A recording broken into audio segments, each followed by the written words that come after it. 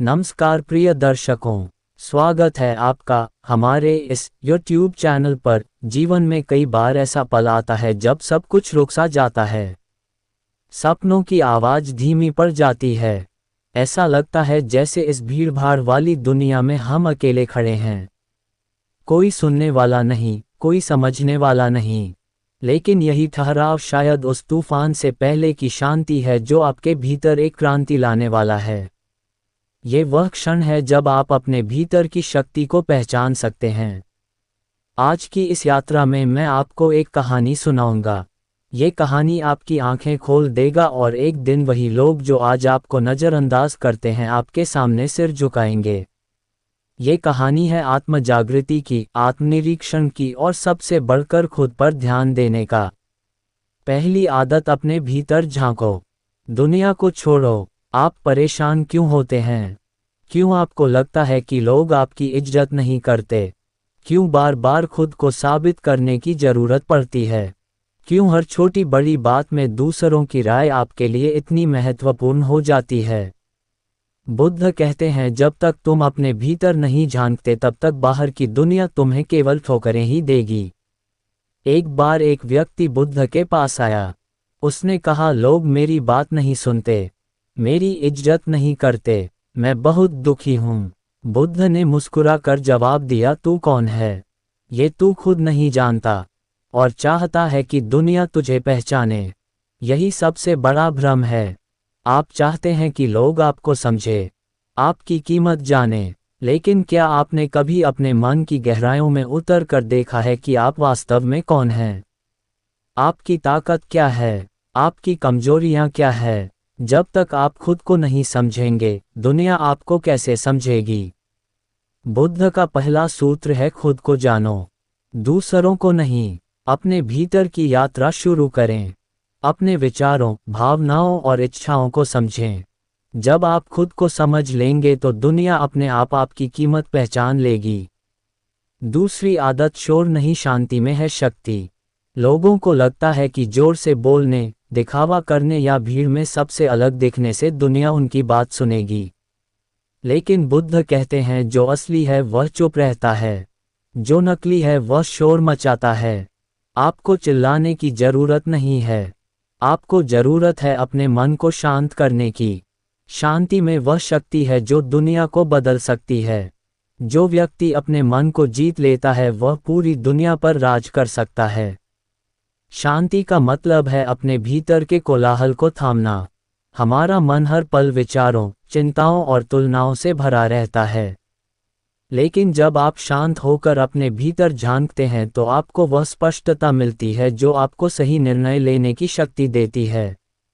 बुद्ध कहते हैं, शांत मन ही सत्य को देख सकता है। इसलिए शोर छोड़ें, भीड़ से अलग हो और अपने मन की शांति को अपनाएं। यही वह रास्ता है जो आपको आपकी असली ताकत तक ले जाएगा। तीसरी आदत, तुलना छोड़ो, खुद को अपनाओ। क्या आपको लगता है कि दूसरों की तरह दिखने, बोलने या बनने से ही आप सफल कहलाएंगे? बुद्ध कहते हैं, तुलना जलन को जन्म देती है और जलन आत्मा को नष्ट कर देती है।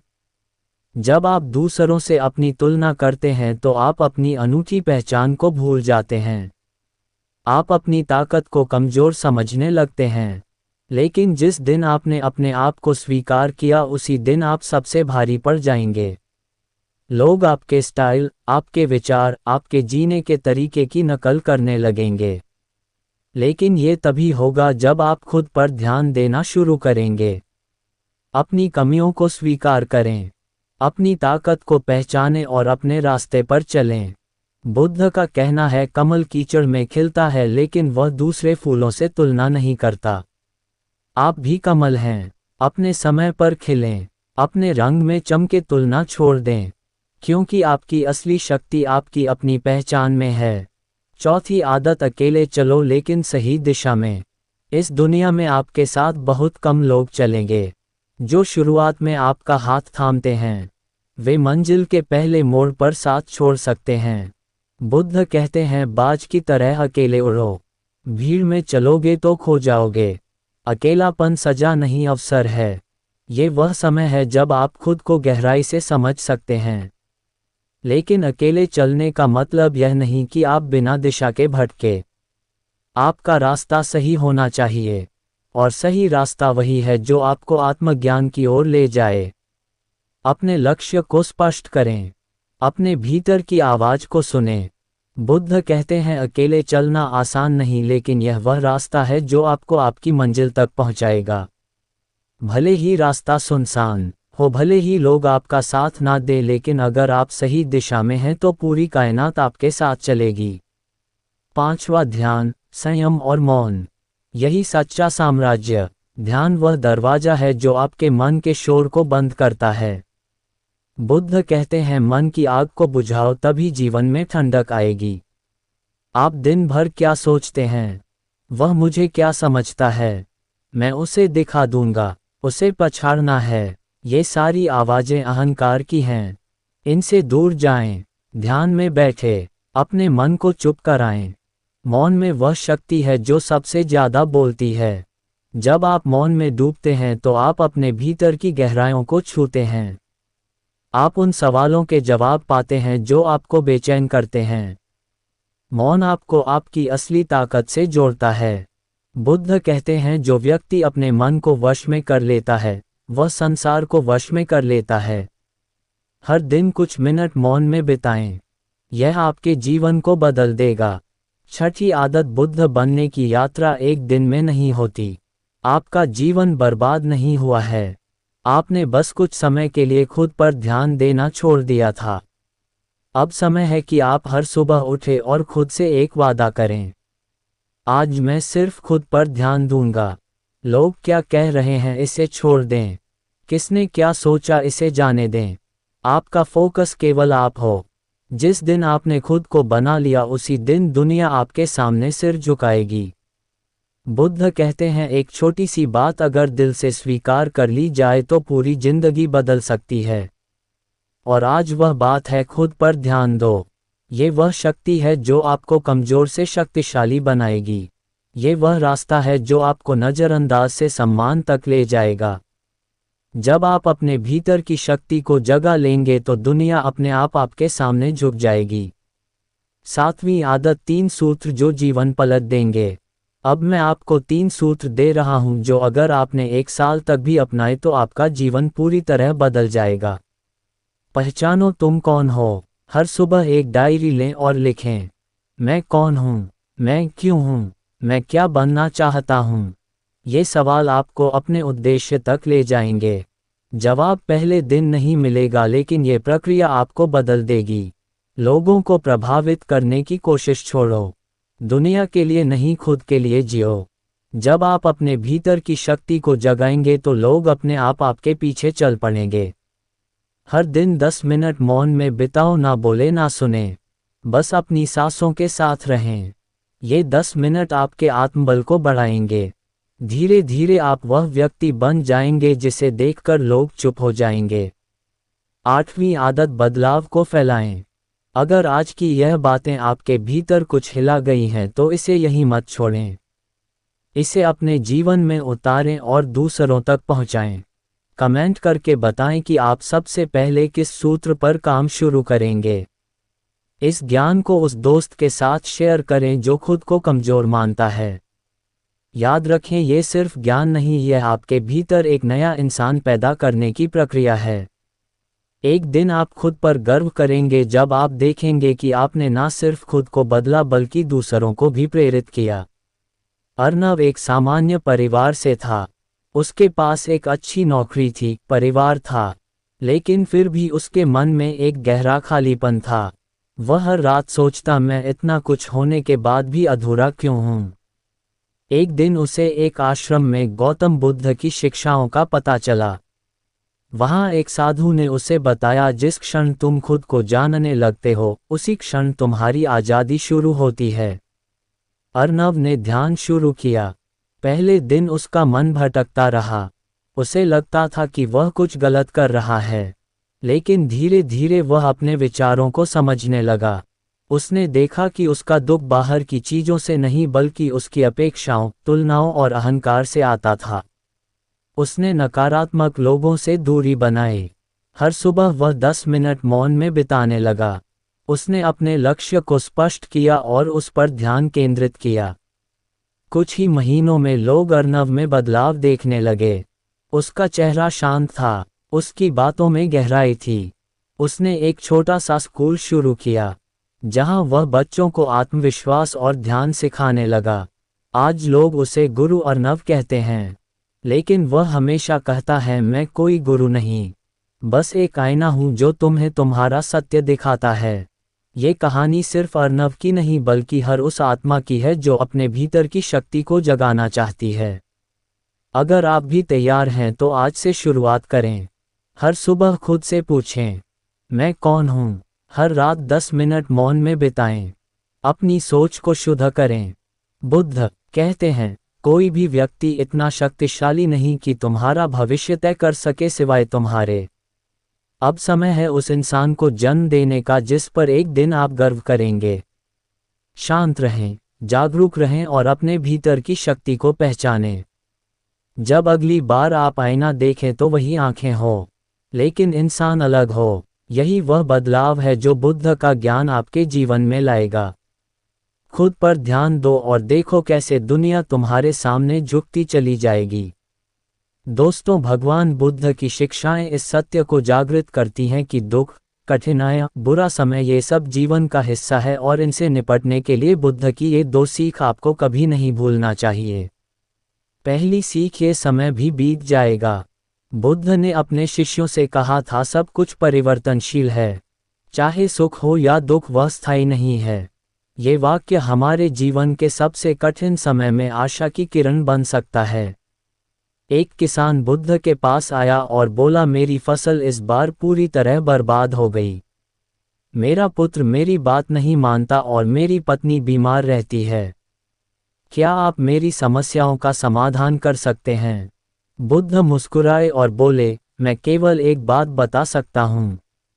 जीवन में 83 प्रकार की समस्याएं हर व्यक्ति को झेलनी पड़ती हैं, और 84वीं समस्या यह है कि लोग सोचते हैं कि उन्हें कोई समस्या नहीं होनी चाहिए। किसान चौंका। बुद्ध ने कहा, समस्याएं हमेशा रहेंगी, लेकिन तुम्हारा दृष्टिकोण उन्हें कैसे देखता है, यही सब कुछ बदल देता है। समय चाहे कितना भी बुरा हो, यह अस्थायी है।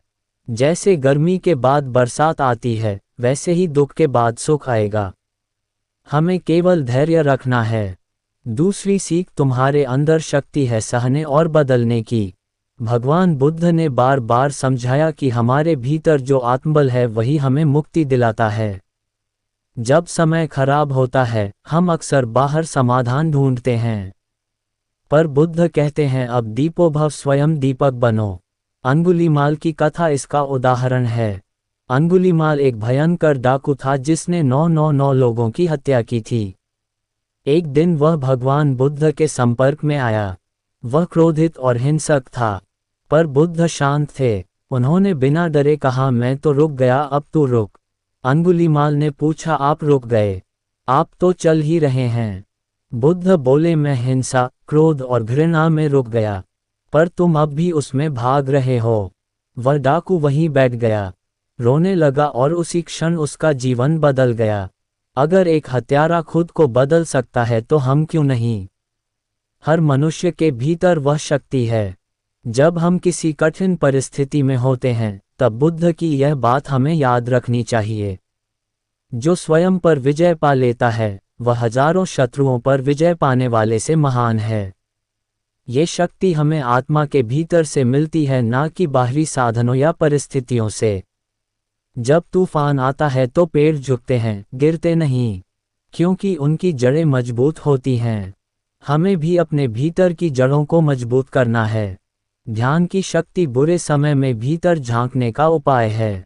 बुद्ध ने हमें ध्यान मेडिटेशन की विधि दी, जो केवल मानसिक शांति का साधन नहीं बल्कि आत्मिक जागरण का पथ है। जब हम ध्यान करते हैं तो हम समय की पकड़ से मुक्त हो जाते हैं। हम अब और यहाँ में जीने लगते हैं। बुरा समय भी ध्यान के लिए एक उपहार है, क्योंकि वही हमें भीतर की यात्रा के लिए प्रेरित करता है। विपश्यना देखने की कला बुद्ध ने सिखाई। जैसी चीजें हैं वैसी देखो। जब तक हम यह नहीं समझते कि परिस्थितियां केवल घटनाएं हैं, हम पीड़ा में रहते हैं। पर जब हम देख लेते हैं कि यह सब अनित्य हैं, तब हम मुक्त हो जाते हैं। बुद्ध कहते हैं अपने कर्म पर ध्यान दो, परिणाम समय के साथ बदलते रहेंगे। हम कई बार सोचते हैं कि अगर हमारा समय खराब है तो इसका मतलब है कि हम कुछ गलत कर रहे हैं। पर बुद्ध यह नहीं मानते। हार मानने की जगह हमें अपने कर्मों को शुद्ध और शांत बनाए रखना है। बुरे समय में कैसे जिए? बुद्ध की 5 शिक्षाएं हैं। पहली शिक्षा, कठिन समय में भी नैतिकता को ना छोड़ें। यह आत्मबल को टिकाए रखता है। दूसरी, समाधि ध्यान के बिना हम किसी भी समय का सामना नहीं कर सकते। तीसरी, प्रज्ञा विवेक से कार्य करने की कला ही हमें दिशा देती है। चौथी, उपेक्षा सुख दुख में समान दृष्टि रखना ही सच्ची आध्यात्मिकता है। पांचवी, करुणा और मैत्री, कठिन समय में भी दूसरों के लिए प्रेम और करुणा बनाए रखना सच्चा बल है। बुद्धत्व हर व्यक्ति की मंजिल है। बुद्ध कभी किसी को भगवान नहीं कहते थे।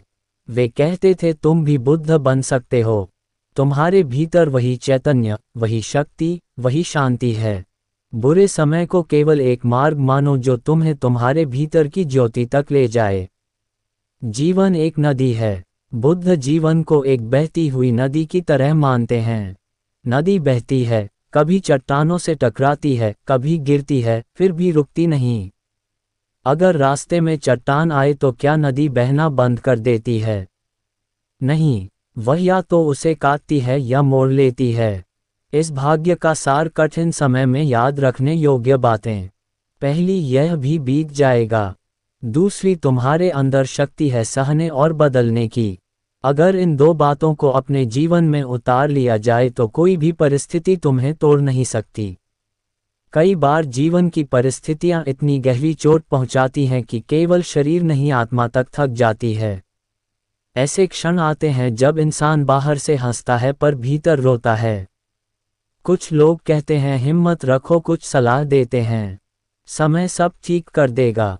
पर उस टूटे हुए मन को कौन समझे? आज हम समझेंगे कि जब मन ही टूट जाए तब भगवान बुद्ध क्या कहते हैं। बुद्ध जो केवल ज्ञान का नहीं, अनुभव का समंदर हैं।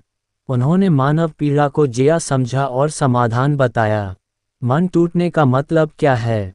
मनुष्य का मन एक अत्यंत संवेदनशील यंत्र है। यह विचारों, भावनाओं और स्मृतियों का भंडार है। जब जीवन में कोई आघात होता है, जैसे कोई अपना दूर चला जाए, सपना टूट जाए, अपमान मिले, विश्वास टूटे, तब केवल परिस्थिति नहीं, मन भी धड़कता है। मन टूटने का अर्थ है आशा का खो जाना, आत्मविश्वास का डगमगाना, मौन की पीड़ा और एक ऐसी थर रिफ्लेक्टिव जिसे शब्दों में नहीं बताया जा सकता।